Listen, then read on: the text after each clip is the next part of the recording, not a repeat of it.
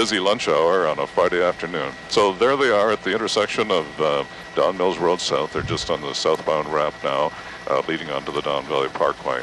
And then, Jim, after that, they go Don Valley. Are they going to cross the Gardiner?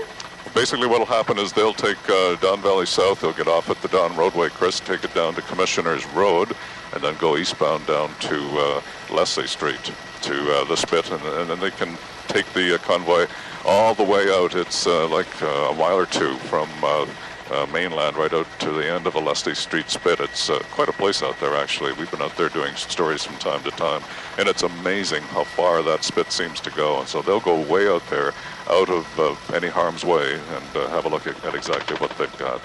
It is surprising that you still see cars on the other side, Don Valley North. I mean, given that we don't know what kind of bomb or how strong it is. Well, you can see there, Chris, that some of the cars in the northbound lane now appear to be stopping to have a look. Absolutely. And I guess who wouldn't want to have a look? It's quite a spectacle for sure. And, but I would think they might, I mean, depending on the bomb, they might be in range, no? Well, one would think that, especially since they've closed off the overpasses, but we have to trust the judgment of the police here. And so we don't know if there was an explosion, what the explosive pattern would be. They would have had that all figured out. So we're in the hands of the police on that one, and they would have closed that northbound lane down for sure if they'd have thought there was any sort of danger to the public. Okay, Jim, you gave us a pretty good word description of the Leslie Street Spit. Apparently, this is a very popular area with cyclists and joggers, and I'm not sure that it's open today. There are restrictions on when you can go out there, but it's certainly open over the long weekend, and I'm not sure if long weekend has begun in terms of the Leslie Street Spit. There you can see the convoy just going under the Overley Bridge, and convoy of emergency vehicles, bomb disposal unit, Yep. about second or third back, and then of course there are fire trucks and emergency vehicles and emergency task force, bomb squad technicians, taking absolutely no chances on this, guys. Jim, we're going to bring in, just for a moment, CTV's Austin Delaney. He was in North York where the arrest was made. Austin, you're on the phone with us. Should the public be concerned that there are any more explosive devices out there somewhere? Christine, that's what police are telling us, and they're telling us that in a very serious way. They're not sure how many devices are out. 3 of them were mailed out. They found 3 in this car, and they're just not sure if there are more out there. And today they're telling us to tell you, the public, to be careful, to be vigilant. When something comes in your mail, be careful. If it's suspicious, call police. Don't worry that you're going to embarrass yourself or anything like that. If you're suspicious of this package, they want you to call because they're that concerned that there could be more bombs coming through the mail. Now, Austin, what have you learned? What can you tell us about the suspect? You were there for the arrest. I wasn't there for the arrest. The arrest happened at 10 last night. Okay. I can tell you how it happened. The police were trailing, detectives were trailing this man. His name is Adel Arnaut. He is 37 years old. He is a landed immigrant with a Vietnamese, comes from, no, not Vietnamese, sorry, Lebanese. They say that the attacks have not been politically motivated, but they do tell me that there is a reason for it. They're not random attacks. He lives around the Coxwell area in the city. He lives in a basement apartment there. As I say, police trailed him last night. They were on to him, and then at a gas station on Overley Boulevard, they decided to take him down, a high-risk takedown at that gas station. I asked the deputy chief why they decided to take this kind of a suspect down at a gas station. He said he couldn't answer that question, seeing as there were 3 bombs in the car at a gas station. He did say, though, that his detectives felt it was necessary to do it at that time. So far, Austin, 1 person in custody, and that's it? That's it. Okay. I'm not sure if there's another one out there or anything like that, but at this point, police are not indicating they're looking for somebody else, Tom. Okay, Austin, we're just going to rejoin Jim Junkin, who is following this very odd procession down the Don Valley Parkway, as he says, something he has never seen in all his years covering news in Toronto. Jim?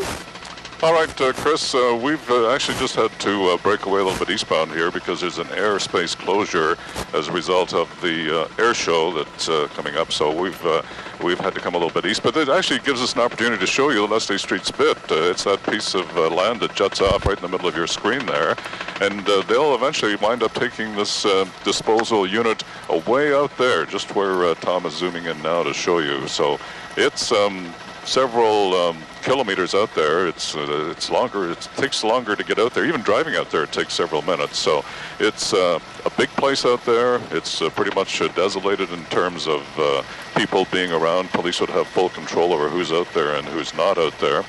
And so that'll be their final destination. Now, the shot we saw with the police car parked at the gate would be just down at the right of your screen there now as we look on.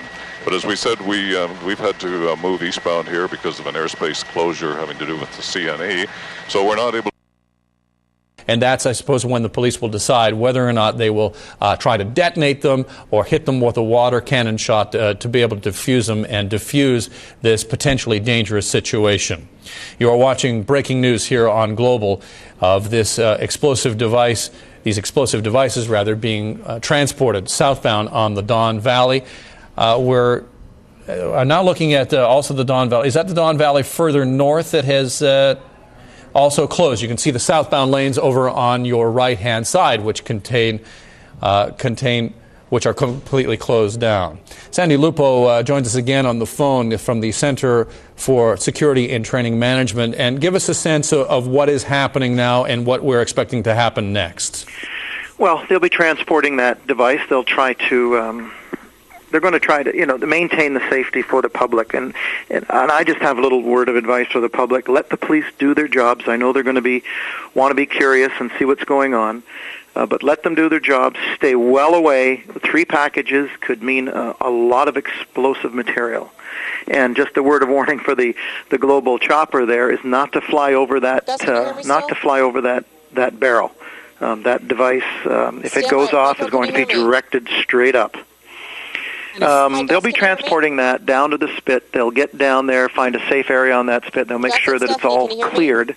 Okay, and can you guys stand by? We might be coming back to you shortly. Once they are assured that there's no one around, they'll remove those devices from that containment unit, put them in some sort of bunkered area, and they'll look at taking that cannon, a small water cannon, and disrupting those packages. As soon as possible, Gus, Dismantling those packages is not in their credo right now. That I don't believe is anything they're going to do. Sandy, do you know whether or not police that have they're talking about a secure area down there. They have some sort of a bunker that, that this is where they take anything that is a potential explosive? Well, they have had in the past. And can you describe that for us? Do you have any knowledge of that particular bunker area? No. I have knowledge of the area, but I don't have knowledge of what they're using at this time for a bunkered area. It could be sandbags. It could be a large garbage container or a metal container, rather, with heavy, thick walls. It could vary. It could just be a hole in the ground. Just something that they know that will contain the explosive material and fragmentation from that explosive material should it go off. We're seeing a very large convoy of emergency vehicles heading southbound, and we see fire, a number of police vehicles. Why so many? Are they going to attend when these devices are exploded, or would those detonation teams be already in place on the Leslie Spit? They're taking no precautions here. They're not sure. 3 packages, that's the largest number of explosive packages at one time that I've ever known of in this city. They don't know whether they're just straight explosive, whether they are incendiary devices, but with each and every explosion, there is the chance of fire. But if it's an incendiary device, they're designed to catch fire. And again, the fire department would be there just to assist in the event of a fire. Well, we have previous information and details about what the letter bombs were in the past, and obviously it's dangerous to speculate. There's no way to know that we're dealing with the same kind of explosive devices found in the car. But just for people's information, we were talking about packages that were 8.5 by 11 plastic bubble-wrapped envelopes that contained a kind of petroleum-type fluid, some sort of gas. And as we take another live look here of some of the closures that are in place as police continue to transport these explosive devices down towards the Leslie Spit. If indeed we are dealing with explosive devices that are of that nature, 3 more letter bombs in manila envelopes that are 8.5 by 11, what kind of force could that give off?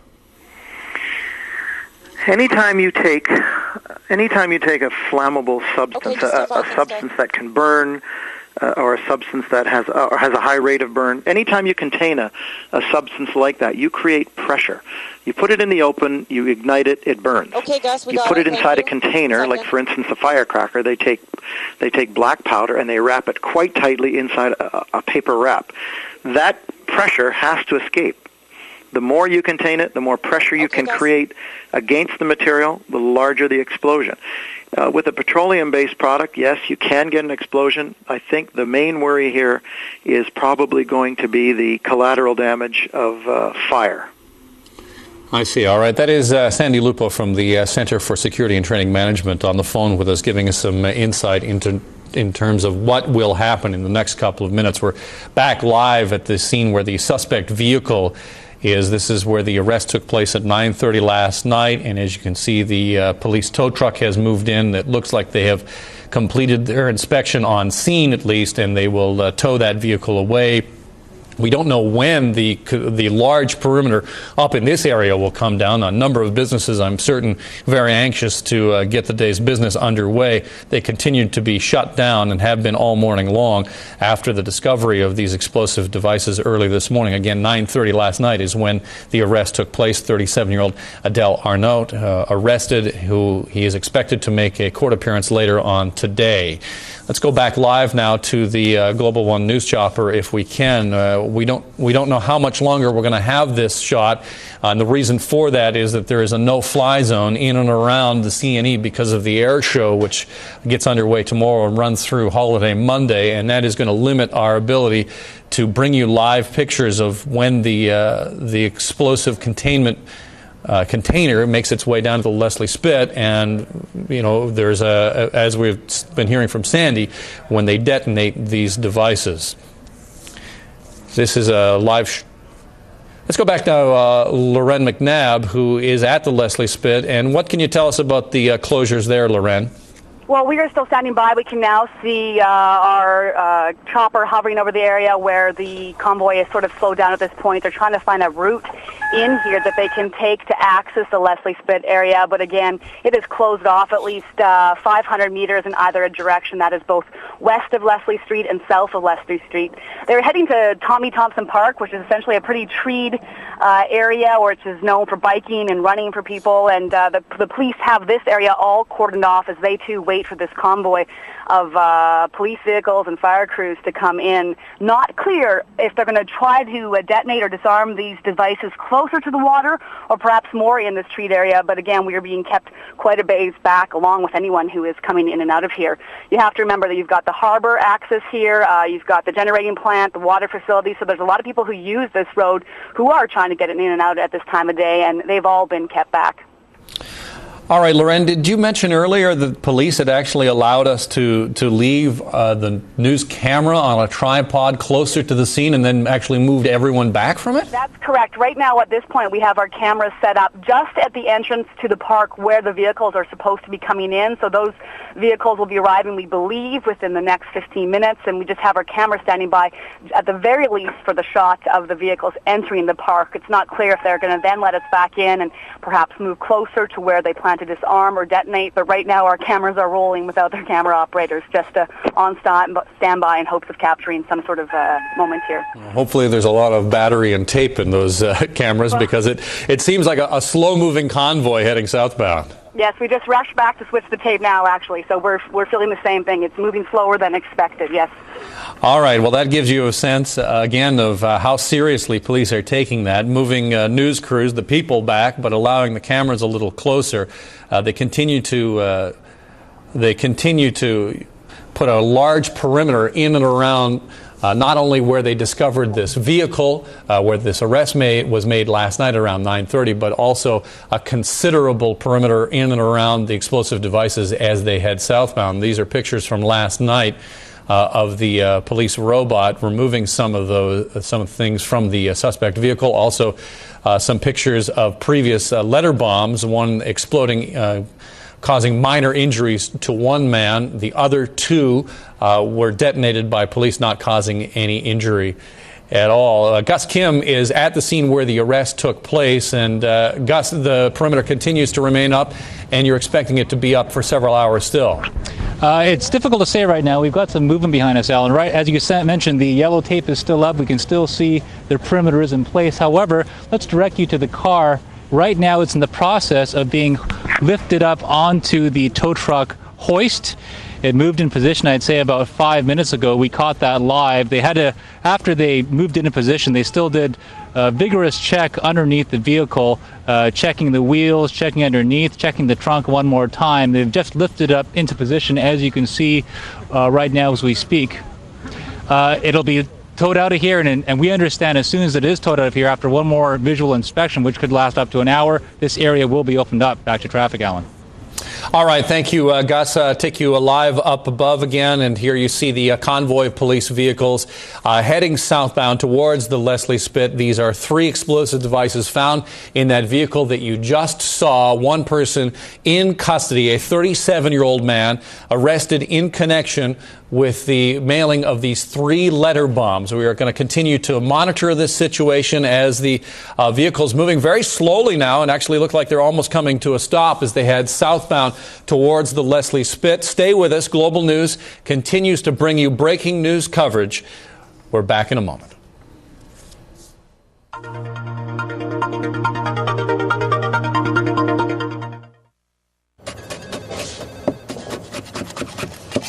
What are you doing? I'm getting out. Saw it in a movie. Takes a while, but by the time they figure out I'm gone, I could be in India or China, Toledo. Looks like somebody missed snack time. Get back to your senses with McDonald's Chicken Snack Wrap. Now you can try it with grilled seasoned all-white chicken breast and honey mustard sauce. Still only $1.79 plus tax. You haven't seen my spoon, have you? Hammers are great for driving nails, but now there's a top quality hammer that does more. The new Benchmark 6-in-1 multi-tool, only at Home Hardware and Home Building Center. The fully guaranteed Tool Steel 6-in-1 is also a powerful wrench, wire cutter and twister, even a paint can opener. Switch instantly from one job to another. Pick up your Benchmark 6-in-1 multi-tool today, only at Home Hardware. Help is close to home.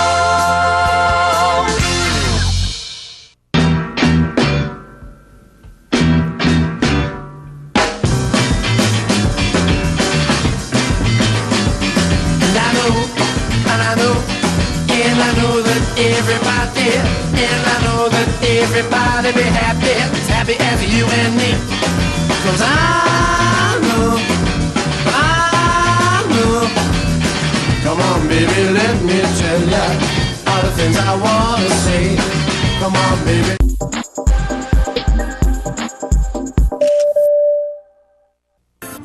Good design has the ability to enhance our lives and make our surroundings much more aesthetically pleasing, whether it's through architecture, good product design, or timeless furniture. Hi everyone, I'm Jason Kask, and welcome to Whose Design Is It Anyway?